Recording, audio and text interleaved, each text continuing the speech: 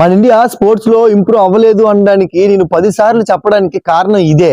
Screen మీద కనబడుతున్నారు కదా, వీళ్ళు ఎవరో కాదు, వీళ్ళు డైలీ లేబర్స్ అనుకుంటున్నారేమో. వీళ్ళు ఒక స్టేట్ ని రిప్రజెంట్ చేసి ఇంకో స్టేట్ కి వెళ్ళి అక్కడ ఆడి వచ్చే ప్లేయర్స్. ఇలాంటి ప్లేయర్స్ కి కనీసం ఆ ట్రైన్ లో రిజర్వేషన్ కూడా చేయకుండా ఇలా తీసుకురావడం చాలా బాగాలేదు. మన ఇండియా స్పోర్ట్స్ పరంగా ప్రతి రోజుకి చాలా దిగజారిపోతుంది. మరి ఇంతలా దిగజారిపోతుందని అనుకోలేదు. ఇది ఓన్లీ ఒడిశా స్టేటే కాదు, ఓవరాల్ ఇండియా మొత్తం ఇదే ప్రాబ్లం ని స్పోర్ట్స్ పర్సన్ ప్రతి ఒక్కరూ అనుభవిస్తున్నారు. అసలు నాకు ఒకటైతే అసలు అర్థం కాదు. మన ఇండియాకి ఒకవైపు చూసుకుంటే అదర్ కంట్రీ నుంచి 200 కోట్లు పెట్టి ఒక ప్లేయర్ ని 10 నిమిషాల మ్యాచ్ కోసం పిలిపిస్తున్నారు.